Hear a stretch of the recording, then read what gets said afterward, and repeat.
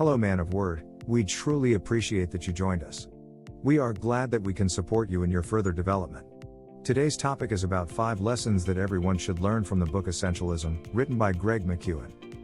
So, let's begin. Welcome to amanoford.com, the most refreshing network in the business world.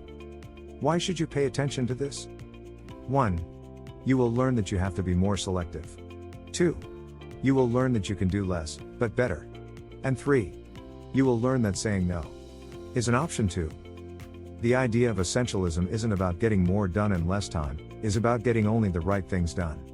It is not a time management strategy or a productivity technique. It is a way to discern what is essential, then eliminating everything that is not. So, let's dive in. Lesson 1. What is essentialism? In this book is written, Essentialism, only once you give yourself permission to stop trying to do it all, to stop saying yes to everyone, can you make your highest contribution towards the things that matter. What about you? How many times have you reacted to a request by saying yes without really thinking about it? How many times have you resented committing to do something and wondered, why did I sign up for this? How often do you say yes simply to please? Or to avoid trouble? Or because yes had just become your default response? Now let me ask you this. Have you ever found yourself stretched too thin? Have you ever felt both overworked and underutilized? Have you ever found yourself majoring in minor activities? Do you ever feel busy but not productive? Like you're always in motion, but never getting anywhere? If you answered yes to any of these, the way out is the way of the essentialist. Essentialism is not about how to get more things done, it's about how to get the right things done. It doesn't mean just doing less for the sake of less either. It is about making the wisest possible investment of your time and energy to operate at our highest point of contribution by doing only what is essential. Essentialism is about creating a system for handling the closet of our lives. This is not a process you undertake once a year, once a month, or even once a week, like organizing your closet. It is a discipline you apply every time you are faced with a decision about whether to say yes or whether to politely decline. It's a method for making the tough trade-off between lots of good things and a few great things.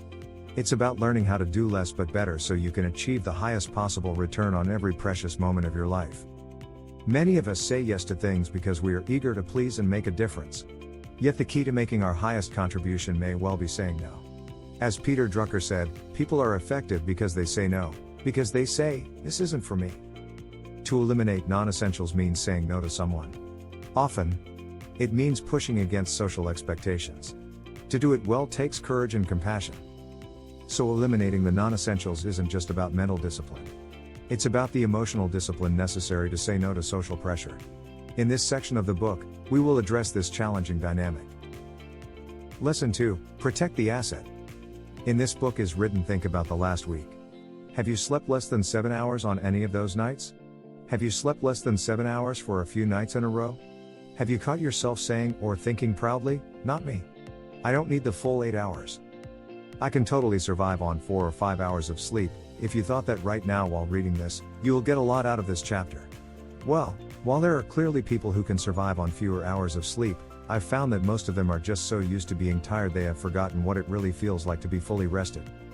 The way of the non-essentialist is to see sleep as yet another burden on one's already overextended, overcommitted, busy but not always productive life.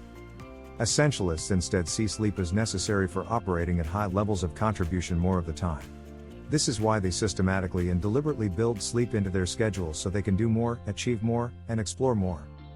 By protecting their asset, they are able to go about their daily lives with a reserve of energy, creativity, and problem-solving ability to call upon when needed, unlike non-essentialists, who can never know when and where they'll be hijacked by their own fatigue. Lesson 3. Progress on what is essential. In this book is written, the way of the non-essentialist is to go big on everything, to try to do it all, have it all, fit it all in. The non-essentialist operates under the false logic that the more he strives, the more he will achieve, but the reality is, the more we reach for the stars, the harder it is to get ourselves off the ground. The way of the essentialist is different.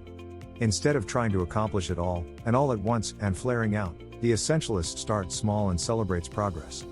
Instead of going for the big, flashy wins that don't really matter, the essentialist pursues small and simple wins in areas that are essential. Lesson 4. Create a routine for the essential things. In this book is written, routine is one of the most powerful tools for removing obstacles. Without a routine, the pull of non-essential distractions will overpower us. But if we create a routine that enshrines the essentials, we will begin to execute them on autopilot. Instead of consciously pursuing the essential, it will happen without our having to think about it. We won't have to expend precious energy every day prioritizing everything. We must simply expend a small amount of initial energy to create the routine, and then all that is left to do is follow it. The way of the non-essentialist is to think the essentials only get done when they are forced. That execution is a matter of raw effort alone. You labor to make it happen. You push through. The way of the essentialist is different.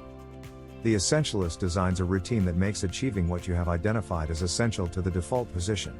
Yes, in some instances an essentialist still has to work hard, but with the right routine in place, each effort yields exponentially greater results. Lesson 5, Focus on the Now. In this book is written, do you spend time and energy worrying about the future? Do you spend more time thinking about the things you can't control rather than the things you can control, about the areas where your efforts matter? Do you ever find yourself busy trying to mentally prepare for the next meeting, or the next assignment, or the next chapter in your life, rather than being fully present in the current one? It's natural and human to obsess over past mistakes or feel stress about what may be ahead of us. Yet every second spent worrying about a past or future moment distracts us from what is important in the here and now. Non-essentialists tend to be so preoccupied with past successes and failures, as well as future challenges and opportunities, that they miss the present moment. They become distracted, unfocused. They aren't really there to focus on the things that are truly important, not yesterday or tomorrow, but right now. What are the best things to remember from this? 1. Focus on the essential things every day. 2. Protect yourself, don't neglect the sleep. And 3. Progress daily. Well, our list ends here. Let us know in the comment section what are your thoughts about our list. Thank you for watching until the end, and if you found this helpful, don't forget to subscribe and ring the bell button to be notified for every new learning opportunity. And always remember, man of word, be aware of the person that you can become.